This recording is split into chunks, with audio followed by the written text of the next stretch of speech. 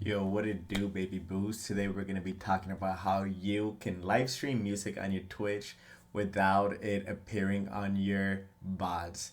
This is all through Streamlabs, not OBS. Let's get right to it. Back on deck on my fly shit. Really on my shit. Pay some respect to my mindset. All right. So the first thing you're going to want to do is go to your web browser, search up Voicemeter Banana, nice and simple.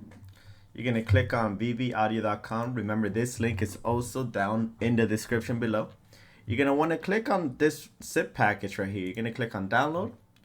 You're going to click open file. You're going to click pro setup. Yes. And you're going to install it, as simple as that. It's going to take you to this page. You don't have to donate if you don't want to, but it's always, we're using their website, so why not? Why not donate if you have the extra money? Now you're going to close that and you're pretty much done. Now the other thing you're going to download is this audio router right here. First thing you need to do is make sure what type of computer you have, whether you have a 32 or 64-bit. You can check by going into settings, going down system, down on about, and checking your system type. My computer is a 64-bit, not a 32-bit. So I'm going to click on the one down below. You're going to click on open file. And you're going to click on audio router. The type is application. Make sure you're clicking on this one. And you're going to extract all. Extract again. And now you should be able to open up the application. The last thing you're going to download is a virtual audio cable. You're going to click on download. You're going to open file.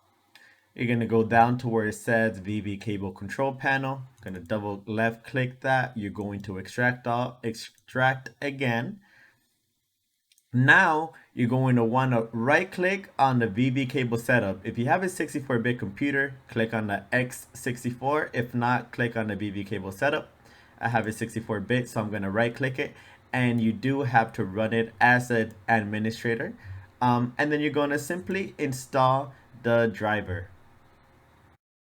All right, then it's going to take you to a page that says you might going to have to reboot. So make sure you reboot your computer. Now that you've successfully downloaded everything and restarted your computer, you're going to want to right click your voice. I'm going to go to open sound settings and you're going to go to output. You're going to change your output to your Voicemeter VAIO. Now you're not going to be able to hear the video, so maybe pull up your phone. But anyways, I'm going to want to click on that. And input should be whatever you use to talk. So you're going to click on HyperX Quadcast if you have a Quadcast like me. All right, now you're going to close that. Now we're going to open up our VV audio cable. So in order to do that, we're going to go back to our downloads. You're going to click on the VV cable driver pack. You're going to go down low. You're going to left click on the control panel. You're going to extract all again. Going to replace these files in the destination if it asks you to replace it. And then you're going to right click on the VV control panel and you're going to run as administrator. You do have to do this if you want this to work. So now this is going to pop up. You can just minimize this if you want. Now we're going to go back to our dashboard and we're going to open up our Voicemeter Banana. As simple as that. Now that we're on our Voicemeter Banana, there's a couple things that we need to do here. Step one is to click on A1, left click on that, and then you're going to click on whatever headphones you use. I use the Astro A50, so you're going to click on WDM followed by whatever headphones you use. You're going to go to where it says hardware input 1. This is where you put your microphone, again WDM, minus the HyperX Quadcast. Now A1 is going to be open for you. Make sure you left click on that so it's not highlighted green. You're going to leave everything alone. Then we're going to click on hardware input 2. And you're going to click on WDM cable output. Now this is only going to appear if you have this up. Remember, we did this first. Make sure that's up. That's the only way you're going to have the cable output. Then the last thing you're going to want to do is you're going to click on menu. You're going to go to system tray, run on Windows startup. Now every time you start up your computer, Voicemeter is going to pop up. You need Voicemeter to be on if you want to listen to anything. Okay, so now that we have all of that done, We're gonna go back to our downloads, and now we're gonna open up our audio router. Okay, and then you're gonna left click on audio router. You're gonna click yes, and we're gonna be on this page. What we're gonna want to do is we're gonna want to split our Spotify from our desktop audio on Streamlabs. So you're gonna quickly just press play and pause on any song. Spotify is going to appear. You're gonna click on the arrow. You're gonna click on route, and we're gonna change this to the aux input, voice meter aux input, not the voice meter input. Make sure it's aux. Click OK. Then again, play and pause your song, and as you can see, Spotify moved to our voice meter aux. So now we can open up our Streamlabs OBS. And now that we're here, we're gonna change a couple of things. First thing we're gonna do is go click on the settings on the lower left of Streamlabs. We're gonna click on audio, and we're gonna change two things. First thing we're gonna change is our desktop audio device. We're gonna click on voice meter input, and then the desktop audio device 2, we're gonna click on voice meter aux input. Everything else stays the same, whatever you have it as. All right, so now what we did was basically we split Spotify and our desktop audio. So we don't get confused, let's change this voice meter input to desktop audio, and we're gonna change the voice meter aux input to Spotify or iTunes if that's what you're using. Either way, it works. Now, let's double check if this works. We're gonna quickly play and pause, and we're gonna make sure that the Spotify is the only thing that's moving and the desktop audio stays the same. So let's check.